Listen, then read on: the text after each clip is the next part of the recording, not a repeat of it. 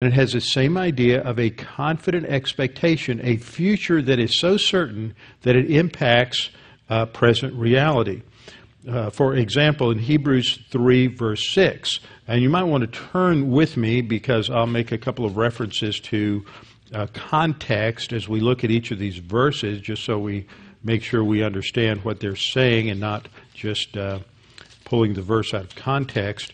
In Hebrews chapter 3, the writer of Hebrews is shifting, has shifted, and is in the process of shifting to a focus on challenging the Christians that he's writing to not to give up in the face of pressure, not to give up on their spiritual life in the face of adversity, specifically persecution. They're Jewish believers. Many believe that, I think there's good evidence for it, that these were former priests in Israel. And I believe that the writer of Hebrews is writing to a former priestly Levitical community within in Judea that is coming under a certain amount of persecution and opposition and hostility from Jews who were not believers in Jesus as Messiah.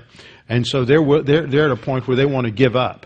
So you have the same kind of situation we're talking about in Romans 5. You have a situation of external adversity and pressure, and the temptation to just chunk your Christianity and go with the flow and be like the culture around you rather than holding firm to the truth. And so the comparison that the writer of Hebrews sets up here is with the failure of the Exodus generation to truly trust in God once they had been redeemed from Egypt, once they were out in the wilderness.